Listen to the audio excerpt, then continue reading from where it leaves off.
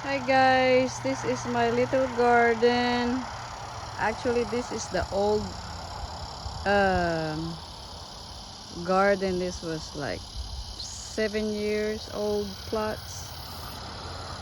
We originally planted here tomatoes, but this year we put some sunflowers, corn,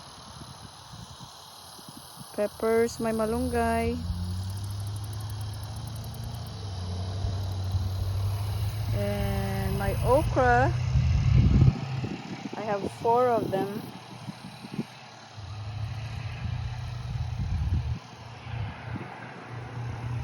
We're having drought here in Texas,